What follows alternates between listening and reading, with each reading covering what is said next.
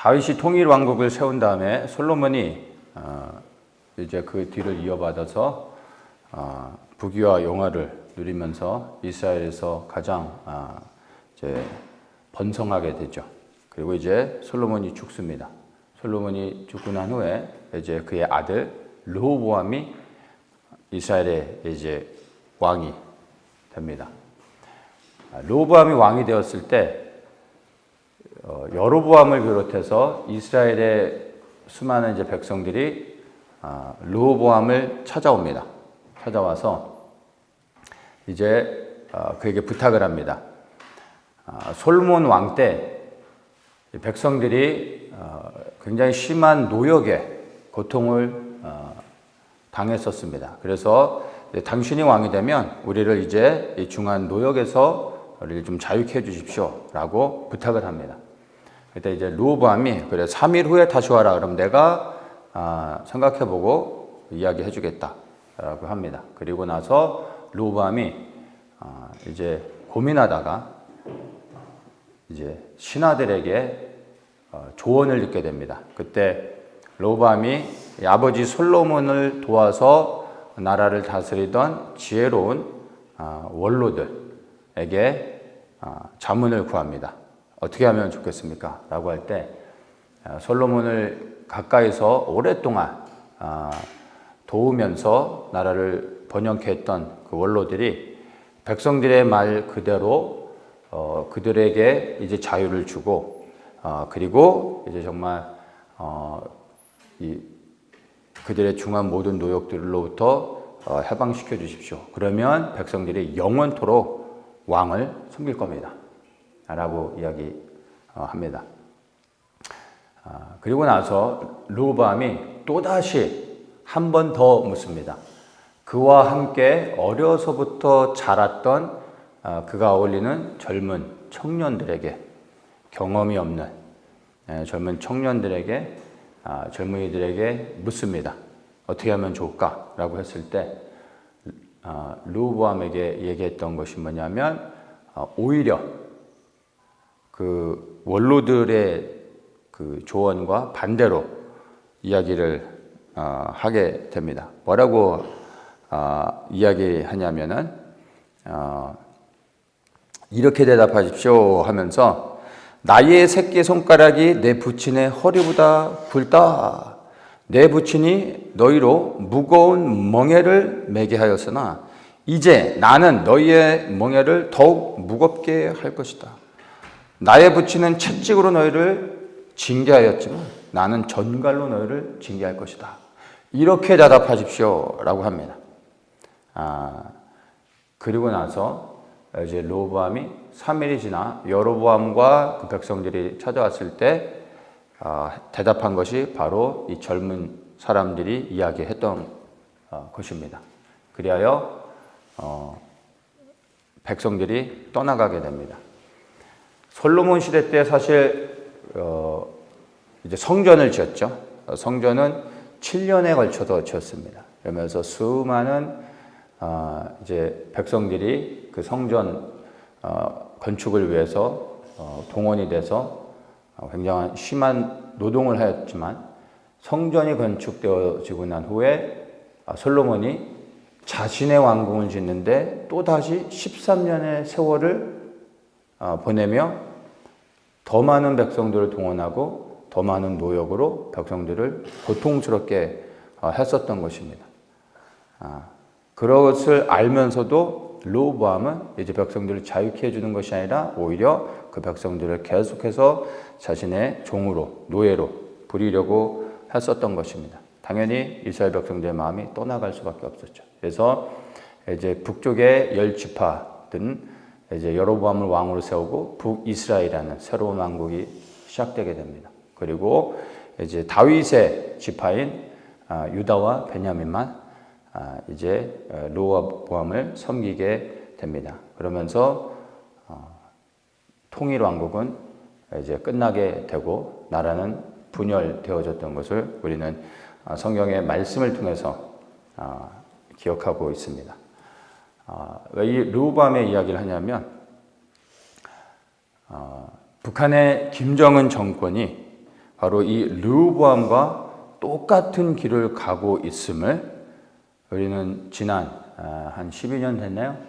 김정은 정권이 통치하는 그 시간을 통해서 너무나 분명하게 이 성경 속에 르호보암의 길을 가고 있다라는 것을 분명하게 말할 수 있을 것 같습니다. 그래서 이 북한의 김정은 정권도 르호보암의 길을 이렇게 가고 있기 때문에 머지않아 그의 끝도 이제 곧 다가오고, 그래서 무너지지 않을 것 같았던 이 북한의 김정은, 김일성으로부터 시작됐던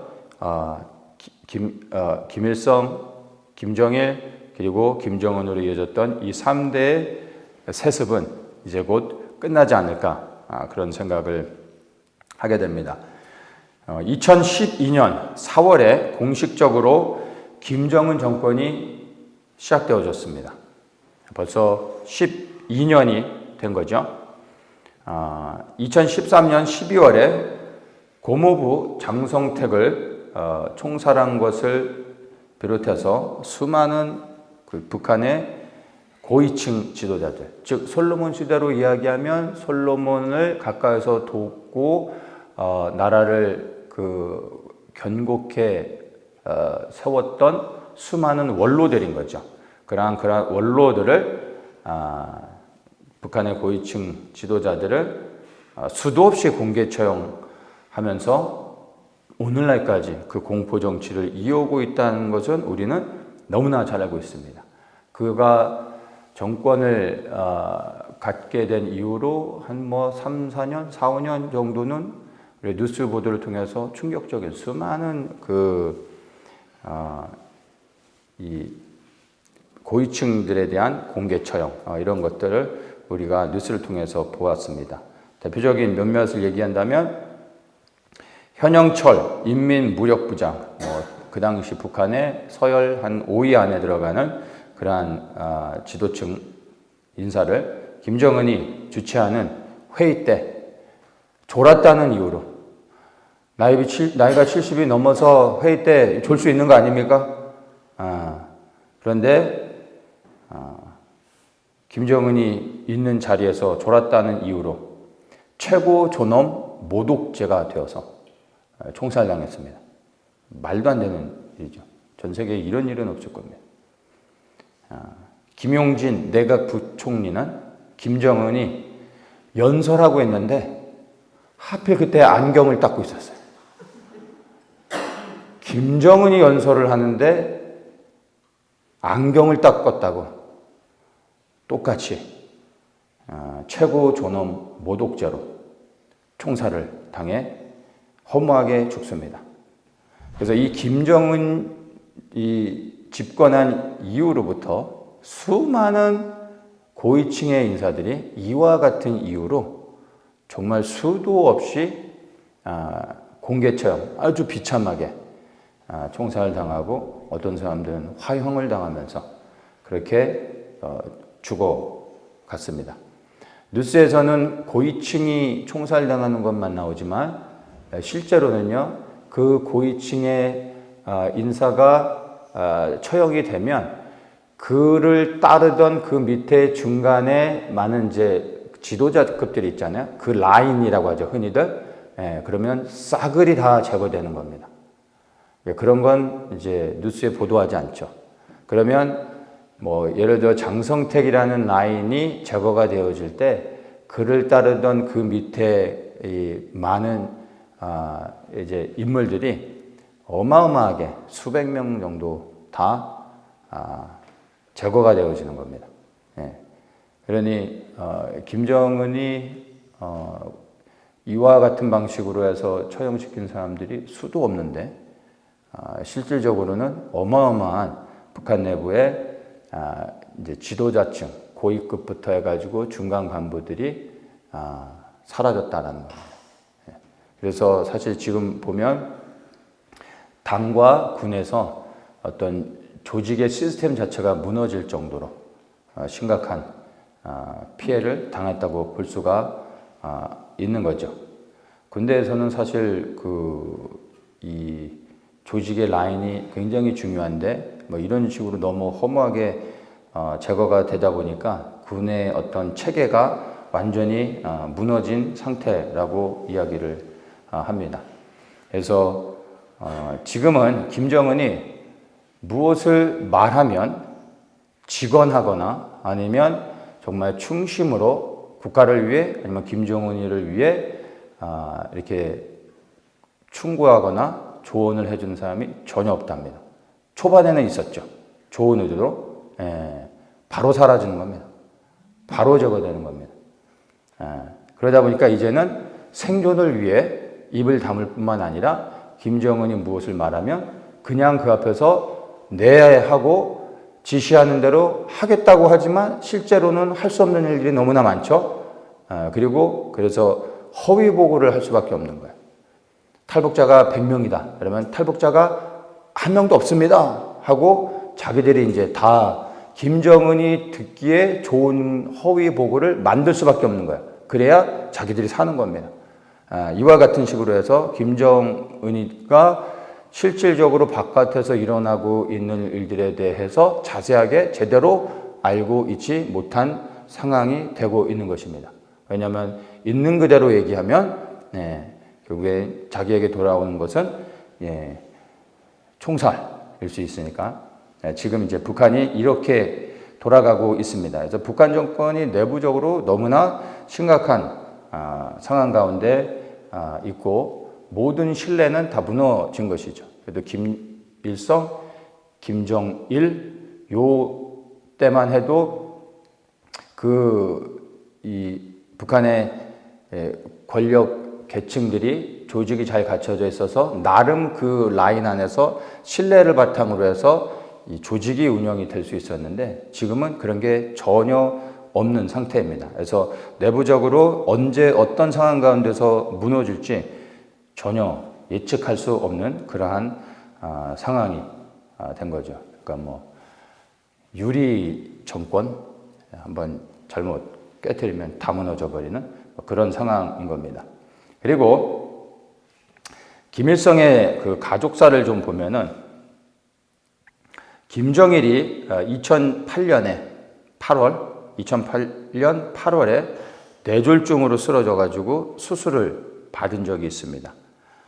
그리고 한 해가 지나 2009년에 미국의 CIA에서 김정은이 이 뇌졸중 후유증으로 인해서 5년 내에 사망할 가능성이 한 70%가 넘는다라는 보고서를 공식적으로 외부에 발표한 적이 있습니다. 그리고 정확하게 2011년 12월에 김정은이가 사망했습니다. 그러니까 김정일이가 2008년 8월에 쓰러지고 나서 2011년 12월이니까 정확하게 3년이 지나서 실제 정말로 5년 내에 사망할 가능성이 있다고 했는데 3년 만에 죽은 겁니다. 그리고 김일성도 그 사망 원인이 다른 게 아니라 심근경색으로 인한 심장마비 사망이었습니다. 그리고 김정일도 심근경색으로 사망한 것이죠. 그래서 김일성 가족력이 다 어떤 문제가 있냐면 심혈관 계통에 똑같은 문제들이 있습니다. 근데 이게 의학적으로 보면 이런 심혈관 계통의 그 순환계 문제는 이제 하나의 유전적인 거죠. 그래서 집안의 내력으로 흘러간답니다.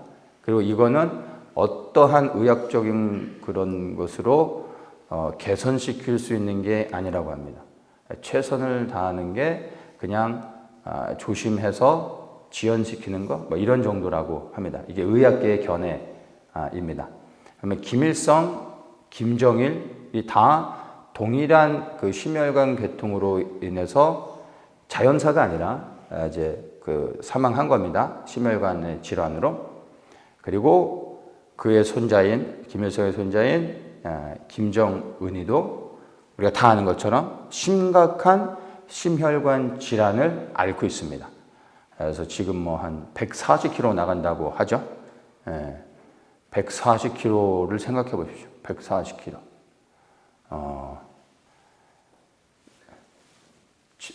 저 같은 사람이 3명 반 같이 팔짱 끼고 다니는 겁니다. 생각해 보십시오. 그래서 심각하죠. 이 친구도 조심해야 되는데, 그러나 그가 처한 상황을 보면 권력을 가지고 통치하는 것 같지만 실상은 매일 언제 어떤 일이 일어날지 모르니까 늘 불안한 가운데서 스트레스를 받으면서 술과 여자로 밤마다 그냥 생각 없이 그렇게 살아가고 있는 것이죠. 그래서 이 김정은이도 상당히 이 심각한 건강 상태를 가지고 있습니다. 여러 이제 미국의 이제 첩보 단체들이 김정은의 건강 정보를 입수를 했습니다. 김정은이 자신의 DNA와 유전자와 어떤 생체 정보에 대한 것들을 외부에 이렇게 오픈되지 않기 위해서 부단히 노력을 하고 있죠. 그래서 문재인하고 남북 회담할 때도 그런 생체 정보를 주지 않기 위해서 모든 김정은이가 묵는 호텔 안에 카페트부터 해서 뭐 침실, 의자, 책상 이런 것도 다 북한에서 갖고 오고, 철수할 때도 다 그대로 가져가서 모든 생체 정보에 대한 것들을 흘리지 않으려고 노력을 했는데, 그럼에도 불구하고 뛰는 놈 위에 나는 놈이 있다고, 미국이 정보력이 워낙에 뛰어나니까 김정은이의 개인 건강 정보를 입수를 해서 그의 수명, 기대 수명을 이렇게 데이터를 통해서 예측을 했습니다. 그래서 나온 그의 기대 수명이 몇 살이냐면 42살입니다. 김정은이 84년생으로 지금 현재 나이가 이제 40입니다. 그러면 이 데이터대로 우리가 본다면 앞으로 최대한 2년, 이 데이터를 기준으로 보면 앞으로 2년, 오래 살아도 2년인 거죠. 그런데 최대한 2년이기 때문에 그 전에 죽을 수도 있는 겁니다. 그 전에 죽어야 되는 거죠. 그런데 그럴 것 같습니다. 지금의 여러 가지 돌아가는 모든 상황들을 볼 때 이제 2024년에 12월, 이제 한 달 남았는데, 내년 2025년이 아주 격변의 한 해가 되지 않을까 생각을 합니다. 아마도 제 개인적인 좀 견해를 붙인다면 내년엔 죽지 않을까. 그리고 꼭 죽었으면 좋겠습니다. 그리고 이제 보면 김정일이 김정은을 후계자로 세웠을 때가 2010년 9월이었습니다. 그리고 나서 김정은이를 공식적으로 후계자로 세우고 난 이후에 1년이 지나서 2011년 12월에 김정일이가 사망을 합니다. 그가 사망했을 때 나이가 70세였습니다. 그리고 김정은이는 28살에 이제 실질적인 후계자가 되었었던 거죠. 너무나 어린 나이에 사실 후계자가 된 겁니다. 김정일이가 충분히 더 집권을 할 수 있었음에도 불구하고 갑자기 김정은이를 후계자로, 나이 30도 안 된 젊은 친구를 후계자로 세울 수밖에 없었던 이유가 있었던 거죠. 왜냐하면 이제 본인이 얼마 살지 못하게 된다는 것을 당연히 알았겠죠. 그래서 당 차원에서 만약의 사태를 대비해서 후계자를 세우지 않으면 정권 자체가 무너지기 때문에 당 차원에서 그렇게 할 수밖에 없었던 겁니다. 그래서 이른 나이에 김정은이를 후계자로 지목을 했던 것이죠. 너무나 분명하죠. 예. 자, 그런데 김정은이 지금 나이가 40밖에 안 됐는데 벌써 그의 후계자로 김주애를 언급한 지가 2년이 지났습니다. 김주애가 후계자로 공식적으로 북한에서 등장하고 이제 언론을 통해서 북한 주민들에게 세뇌 교육을 시작한 게 2022년 11월입니다. 이제 한 2년 정도 지났다고 봐야 되네요. 김정은이 38살 때였습니다. 왜 김정은이도 어리고 김주애는 애인데, 애잖아요. 애, 그냥 꼬마 애잖아요.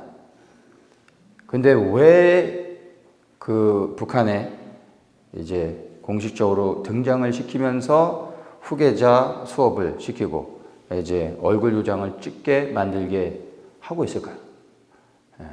문제가 있다라는 겁니다. 더 설명하지 않아도 다 알겠죠. 그래서 본인 스스로도 이제 얼마 안 남았다라는 것을 예측하고 있고, 만약의 사태를 대비해 당 차원에서 그렇게 준비를 할 수밖에 없다는 것입니다. 그리고 한 가지 더 얘기한다면 2022년에 러시아와 우크라이나의 전쟁이 시작됐습니다. 꽤 오래된 얘기 같죠. 그가 2년 전 얘기입니다. 러시아와 우크라이나의 전쟁. 지금도 여전히 지속되고 있습니다. 그리고 다음해 2023년에 작년 얘기입니다. 이스라엘과 가자의 전쟁이 일어났습니다. 누구도 예상하지 못했던 이스라엘에서 전쟁이 일어났습니다. 1년이 지났습니다. 2024년에 이스라엘이 가자와의 전쟁에서 레바논과의 전쟁으로 이 전쟁을 판도를 옮겼습니다. 그래서 레바논과 전쟁이 일어났죠. 그리고 지금은 이제 잠깐 휴전 상태에 들어갔습니다. 휴전한 목적은 이란의 위협으로부터 준비하고, 그리고 이란과의 전쟁을 준비하기 위해서 사이드의 조그만 전쟁들을 이제 접어두기 위한 겁니다. 보다 더 큰 전쟁, 그들이 원래 하고 싶었던 해야 되는 이 전쟁을 위해 레바논과의 전쟁을 잠깐 중단한 상태입니다. 그러면서 이제 2024년이 마감되어져 가고 있습니다. 내년에는 어떤 일이 일어날까요? 지금 제가 이제 몇 가지를 이렇게 쭉 말씀드렸는데, 전쟁의 개념으로 보면 내년에 이제 이스라엘이 전쟁이 확전되고 있죠? 확장됩니다. 그러면 이스라엘과 이란의 전쟁이 일어날 가능성이 첫 번째로 눈에 보이는 전쟁이 있고, 러시아와 우크라이나의 전쟁도 아시아입니다. 이스라엘도 아시아입니다. 그리고 또 다른 전쟁의 가능성이 있는 지역이 어디입니까? 누가 보아도 동아시아, 이 한반도죠. 한국과 북한, 중국과 대만. 중국과 대만이 중요한 게 아니라 이제 한반도의 전쟁의 가능성이 얼마나 높아졌는지를 우리가 알 수가 있는 것입니다.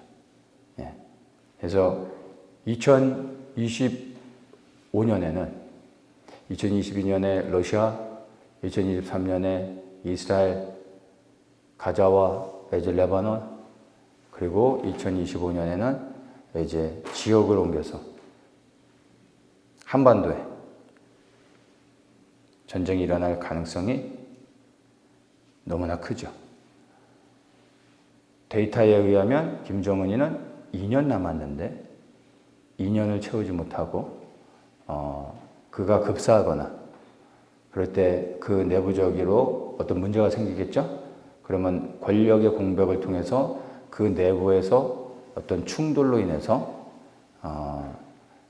한국으로 이렇게 도발하게 되는 일들이 일어날 수 있고, 또 그가 죽기 전에 이제 어떤 중국과의 딜을 통해서든 뭐 어떤 식으로든 해서 또 이 수도권에 대한 아니면 지금 우리가 있는 이 강화도나 이제 그 경기 지역의 어떤 섬들에 대해서 전에 연평도도 포격했었죠. 실질적으로 우리 한국 땅에 이 내륙이 아니어도 이제 섬이라든지 이런 곳을 실질적으로 기습 도발해서 땅을 점령하려고 하는 어떤 시도들이 있을 수 있습니다. 그러면 이제 전쟁이 시작되는 겁니다. 네, 그런 일들이 일어날 가능성이 너무나 많습니다. 그리고 우리는 그런 것들을 지켜보고 있는 2024년의 마지막 그 시간을 달려가고 있습니다. 어젯밤에 좀 이제 우리 북한을 위한 기도를 하기 전에 좀 말씀들을 잠깐 좀 정리하면서 저도 정리하면서 이 북한의 지금의 상황들, 그리고 아시아에서 지금 수년째 일어나고 있는 전쟁의 많은 어떤 그 스토리들, 이런 것들을 좀 생각하게 되면서 2025년에는 우리가 살아가야 될 2025년에는 정말로 어떤 큰 일들이 일어날 수 있겠구나 라는 생각을 하게 됐습니다. 그리고 이 전쟁이 뭐 전쟁을 수도 없이 수년에 걸쳐서 이야기해오고 있었지만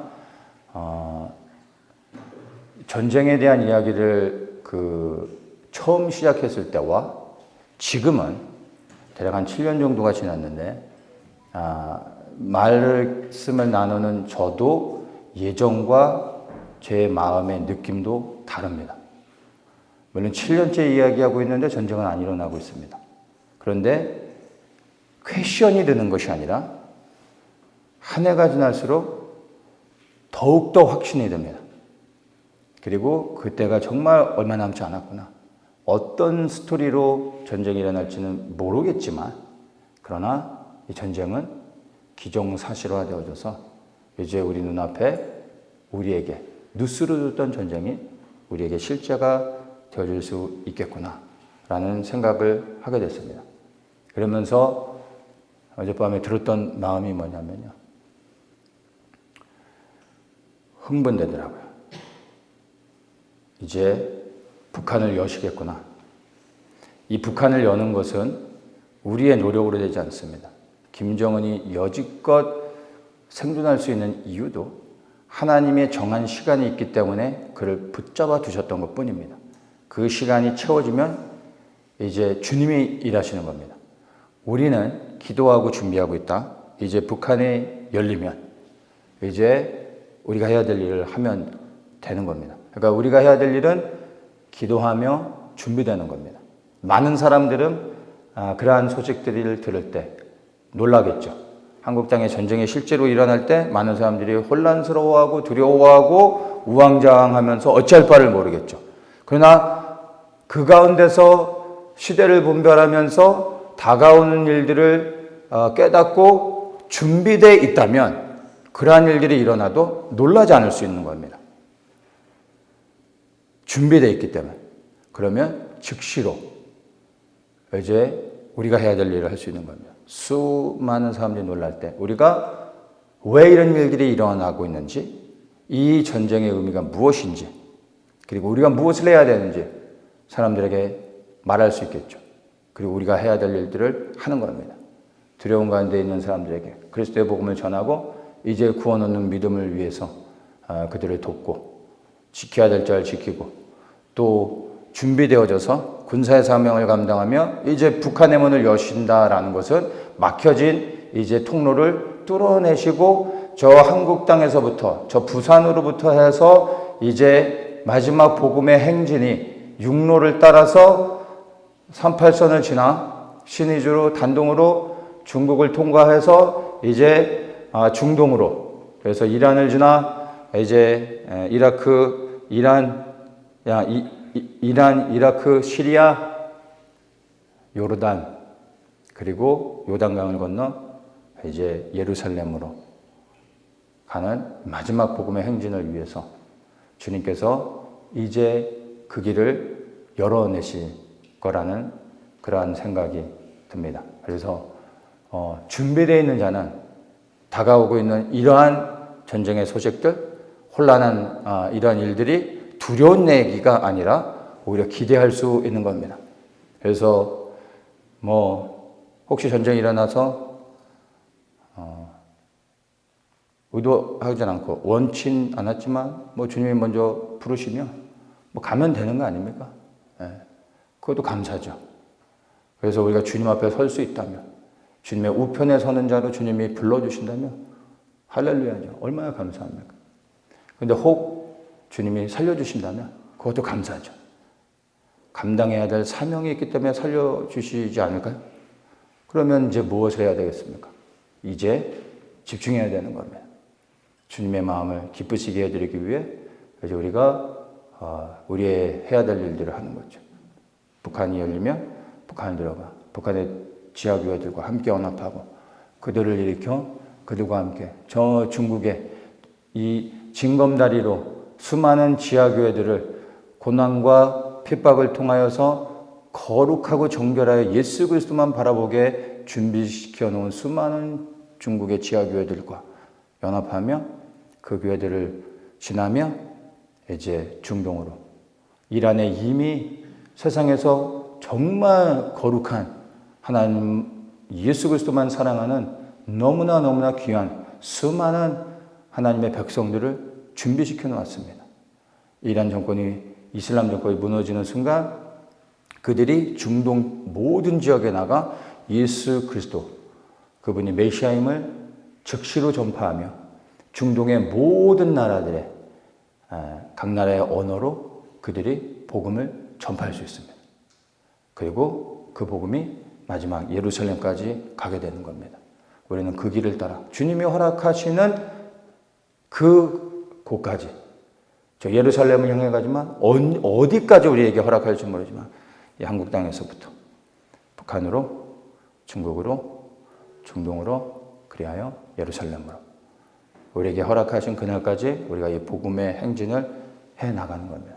그래서 저는 이것들 좀 다시 한번 이렇게 좀 생각해 봤을 때 다가오는 이 전쟁의 소식들이 제게는 사실 간밤에 흥분됐습니다. 기대가 되더라고요. 그리고 이제 더 정말 준비되어야 되겠구나 라는 생각을 하게 됐습니다. 여러분,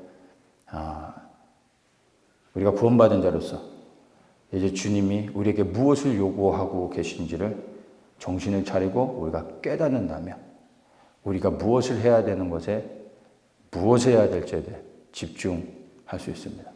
그리고 이게 실제이고 주님이 이 일을 우리에게 요구하시고 명하셨고 원하시는 거라면 우리가 주저함 없이 우리를 부르시고 택하셔서 그래야 구별하여 불러내셔서 모이게 하셨다면 이제 우리가 뒤를 돌아보지 아니하고 우리가 해야 할 마땅히 이 복음의 행진을 위해 나가야 되지 않겠습니까? 그 일들을 위해 지금까지 왔고 이렇게 목사님과 그 오랜 시간을 계속해서 기도하며 여기까지 달려왔습니다. 이제 곧 문이 열릴 것 같습니다. 더욱더 준비하기 원합니다. 그리고 우리의 마음이 그동안 기도했던 우리의 그 마음이 새로워져서 우리가 똑같은 기도를 여전히 하게 되겠지만 우리의 마음은 새로워져서 저 북한 땅을 바라보면서 이제 주님의 행하실 일들을 기대하며 더욱더 담대하게 외치며 전하고 그리고 우리가 복음의 행진을 이루어내면 좋겠습니다. 이 모든 것들이 우리의 믿음 가운데 여러분 동일하게 저와 같은 마음으로 여러분 한 사람 한 사람들이 이제 주님께서 행하실 일들을 기대하면서 이제 준비되어져서 주님께서 문을 여실 때 우리가 주저함 없이 주님이 기뻐하시는 이 일들을 위해 왕의 대로를 여는 복음의 행진을 함께하는 모든 분들 되시기를 주님의 이름으로 축복합니다. 우리 한번 같이 기도하겠습니다. 이 시간 기도할 때 주님께서 행하실 일들 다시 한번 우리 기대하면서 주님, 그 날이 얼마 남지 않았음을 우리가 알게 됩니다. 주님, 행하시옵소서, 행하여 주시옵소서, 역사하여 주시옵소서, 그리고 우리가 준비되어지게 하여 주시옵소서. 이것이 이론이 아니라 실제이며 주께서 행하실 것을 우리에게 알게 하여 주시옵소서, 믿어지게 하여 주시옵소서. 그리고 우리의 이 믿음이 반응하게 하여 주시고 움직여지게 하여 주시고, 그리고 이제 행진할 수 있도록 허락하여 주시옵소서. 우리를 강건케 하여 주시고 두려움 없이 담대히 나갈 수 있도록 허락하여 주시옵소서. 우리 한번 기도하며 나아가겠습니다. 주님.